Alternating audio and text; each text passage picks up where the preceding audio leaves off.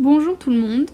Aujourd'hui, Chiara, Aurélia et moi-même allons vous présenter les caractéristiques du malade imaginaire et de la commedia dell'arte.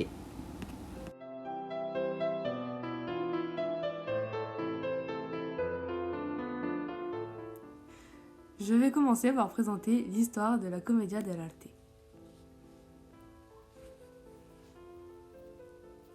En 1550, lors de la période de la Renaissance, Angelo Beolco invente la commedia dell'arte en Italie et plus précisément à Venise.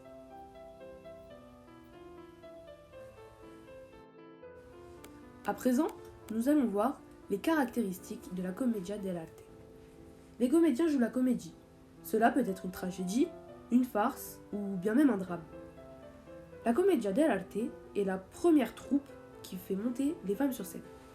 Cela attira énormément le public. La particularité de ces pièces est qu'il n'y a pas de texte écrit, c'est seulement de l'improvisation. Il y a un canevas qui donne le sujet de la pièce et les intrigues principales. Après ça, les comédiens improvisent leurs répliques et leurs gestes. Les lazzi sont aussi présents dans la commedia dell'arte. Ce sont des plaisanteries un peu burlesques, comme des jeux de mots, des grimaces, des paroles, ou bien même encore des gestes. Tout ça sert à faire rire le public et rebondir l'action. La commedia dell'arte, c'est un spectacle populaire, même si après, les troupes les plus connues iront dans les cours des nobles.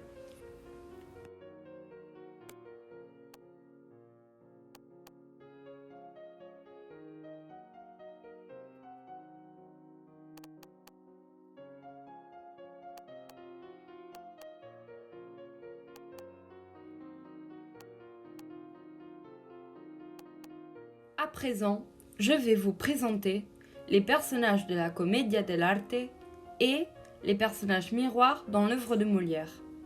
En premier, on retrouve Colombine, une zanni, c'est-à-dire un valet, qui ont pour mission d'aider les jeunes tout au long de la trame. Elle peut être noble comme servante. C'est un personnage énergique, piquant et malicieux.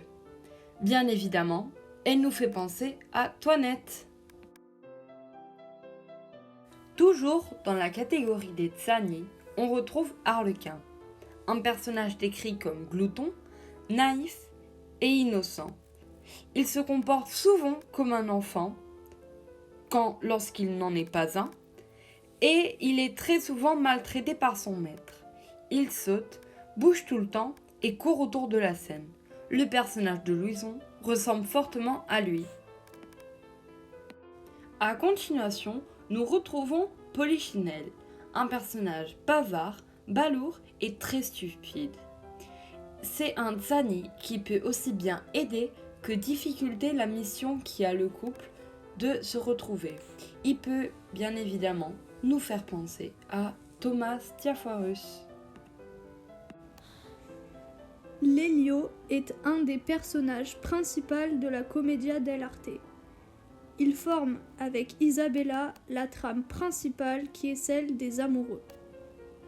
Ils sont aidés par les zanni.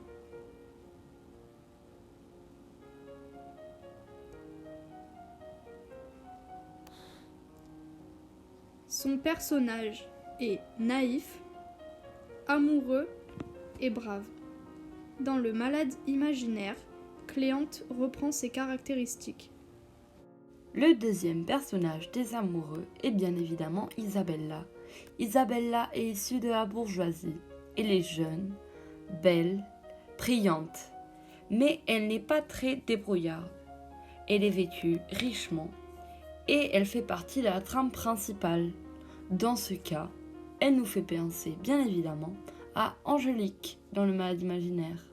Maintenant, passons à la catégorie des vieillards. En premier, on retrouve le personnage de Balanzone. Balanzone est un personnage ignorant, pédant et stupide. Il joue souvent le rôle du docteur, avocat ou notaire. Et ce n'est qu'en situation de difficulté qu'il se montre tout à fait inutile. Il porte la fraise et la robe noire des professionnels. Il nous fait bien sûr penser au docteur Diafoirus et à monsieur Purgon. Le deuxième personnage et Brigella. Brigella est un personnage fourbe, égoïste et très rusé. Il ne cherche qu'à servir ses propres intérêts. C'est donc pour cela que le personnage le plus ressemblant à lui dans le malade imaginaire est Béline. Pour finir, nous retrouvons le personnage de Pantalone. Pantalone est un personnage vieux, avare, cupide et très crédule. On le retrouve dans plusieurs situations. Il joue le rôle du père de Isabella ou celui de son oncle. Dans ce cas, on peut le comparer avec Argan. Le malade imaginaire reprend 3 des caractéristiques de la commedia dell'arte. En numéro 1, la comédie ballet, ce qui signifie qu'il y a des passages dansés accompagnés de musique. Ce sont souvent les amis qui effectuent les danses. En numéro 2, les lazzi. Elles s'ajoutent à l'improvisation et sont présentes dans la commedia dell'arte ainsi que le malade imaginaire. Je cite, Toinette faisant semblant de s'être cogné la tête. Pour finir, en numéro 3, faire monter les femmes sur scène. En effet, la commedia dell'arte a attiré du public en faisant ça. Cette caractéristique est présente dans le malade imaginaire avec la présence d'Angélique, Toinette, Béline ou encore Louison qui sont jouées par des femmes, je cite, Toinette, prénom féminin qui indique la présence d'une femme dans la pièce. Cette pièce, écrite par Molière, parle d'Argan, personnage principal de la pièce, qui est en fait lui-même le malade imaginaire. Béline, sa femme d'un deuxième mariage, simule ne vouloir que son bien, tandis qu'en fait son but réel est de prendre son héritage. Argan a 2 filles, Louison et Angélique. Louison est la cadette, elle joue un rôle mineur dans la pièce mais participe quand même à la mission qui est d'aider sa sœur. Angélique étant l'aînée, Argan profite de son autorité de père pour la promettre à un mariage arrangé avec le fils d'un médecin. Thomas Diafoirus, fils de Monsieur Diafoirus, qui est un être répugnant. Malgré tout, Argan ne pense qu'à ses avantages personnels, qui sont d'avoir un médecin comme beau-fils, ainsi que l'argent. Heureusement pour Angélique, qui n'aime pas du tout Thomas, mais Cléante, Toinette, la fidèle servante, est là pour la défendre et tenir tête à Argan en s'opposant à lui, et se moque même parfois de lui.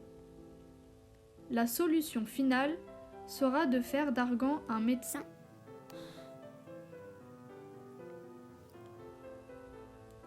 Il pourra ainsi se soigner lui-même